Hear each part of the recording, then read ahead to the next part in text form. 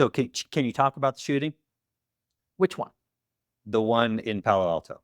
The one in Palo Alto was, it was weird. Um, I can talk about it. It's all, you know, Yeah, I read a whole out bunch of there. stuff. Yeah, it's all on Uh, internet. And I was a very, very young cop. how old? It was in 2002, so I was 32, and I had only been cop, since 99, really, Okay. so 3 years, and, um, I was actually not even on patrol. I was in a tie and my full uniform. I had court that day, and I met a commander from Santa Clara that was getting some dental work done. She said, "Hey, I'm getting dental work done. You want to meet for coffee?" And I said, "Yeah, I'm at lunch from court. They're not calling me back yet, so let's go have coffee." And I was testing at the time to be a motor officer, so we're having coffee, and this woman comes up to me and she hands me a piece of paper, and it was a car that was parked in front of her house on Stanford Boulevard that had been there forever. And she goes, I don't want to bother you. I understand you're having coffee. And I looked at it and I go, okay, well, as soon as we were done with coffee, I went up to take care of it. I was either going to tag it and get a stat, or I was going to find a stolen car. Yay, right? Um, So she basically reported some sort of funky yeah, car to you. she'd given Okay. me a note. Okay. Okay. And so I drove up and I was running this car and I was going to tag it when a radio call came out from Stanford police.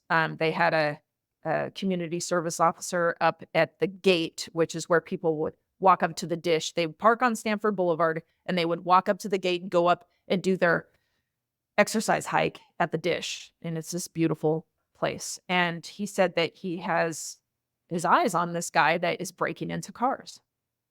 And I'm right here. I was literally a half a block away. How I was treated after it was horrible. Like I had caused the entire thing. And that's how Palo Alto handled it. Yeah. So huh, how are they blaming you for it, or how is the world coming down on you on that kind of incident? Especially if they're interviewing you, you tell them exactly what happens. What's the rationale? I think the rationale is inexperienced. They had not had an officer involved shooting. Um, and, without, I had spoken to the sheriff and I had spoken to my own chief. And both of them told me that it was inexperience. The sheriff, Lori Smith at the time, said I deserved a medal. Here I am. I could have just left. I could have just went, not my paper. Right. It's car Right. burglary. It's not my paper. Um, I don't know how my department thought I would know how that was going to go down, but I think what their thing was very gender bias. I think if a guy had been involved in that, he would have been hailed a hero. Mm. But I was hailed as a cowgirl.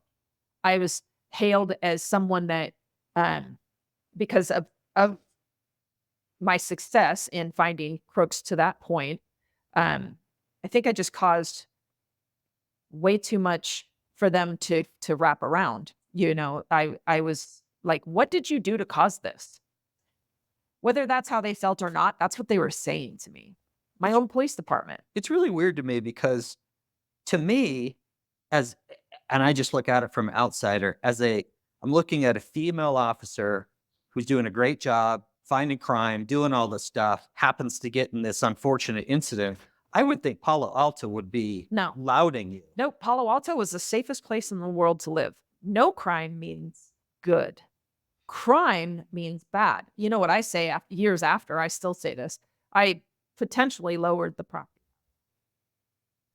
Let's face it, gajillion-dollar homes. Yeah. You know, this is the street that there was an officer involved shooting on. Mhm. Well, Palo Alto didn't have any of that. Yeah. So, and Chelsea Clinton was going to college there at the time, so the Secret Service was present, and they wanted to know what was going on. I don't think they cared. I think they thought, "Here, handle this." I don't know, I wasn't privy to any of that. I was pretty much ignored for 6 months after that. I was home on leave and ignored. The grand jury happened and, that was an experience for me to relive it. And, now I think I've forgotten more than I even remember of it. Such a traumatic event like that. And I've literally forgotten more than I remember about it. So tell me about how that traumatic event affected you. Obviously, you're going to have all this stuff that happens that we're going to talk about that cumulatively adds up to you basically, PTSD. Yeah. At that time, very first really traumatic event, Yeah. is Palo Alto offering you any counseling? Nope. So no counseling at all. Nope. I went to counseling on my own. Uh, Okay. they did let me know that, oh, we have this EAP, this counseling stuff that you should use. Mhm. And in order to come back to work, I had to go to some of their counselors, but that was just for a fitness for duty. That wasn't offering me any kind of help to get through what had occurred. Right. It was a shitty thing. Nobody wants to take somebody's life over theft. Now, I found out much more about this suspect Mhm. that my department didn't tell me about at all. At any time, my department could have said to me, by the way, this guy's a really bad guy and he's involved in home invasions, carjackings, etc. They said nothing like that to me at all. They legitimately made me feel like I had done something wrong. Like I had just violated everything and their process. That's why it's interesting. I learned at that point how very, very differently women are treated versus men in policing. That was my first experience. But then I also realized that I learned a very, very valuable lesson about in policing, it really matters who you are as to whether or not an internal affairs department is effective. And I learned that even more in Hayward. But if you are not a connected cop, daddy's not the chief or a lieutenant, your best friend didn't get you that job and he's now a lieutenant or part of command staff, and your IA'd is just a normal cop, man, when people say, oh, cops, they look out for their own and they cover stuff up, I'm like, no, they don't. It depends on who you are. They will cover it up for some of you. But the majority of us, we're persecuted. Like that's their main goal is to just like prove that you are a piece of garbage. And, I very much saw that in Hayward. And I got a glimpse of it in Palo Alto with my shooting. And it's sad, but it's true. The community at large in, I guess, democratic states think that cops cover for each other, and that you could not be more wrong. Some cops cover for some cops, but the majority of the police officers are good police officers that are very seriously policed within their police department. Mm. And anybody that wants to tell me that that's not true is just full of, they don't know. You're just full of crap. You don't know. I do know.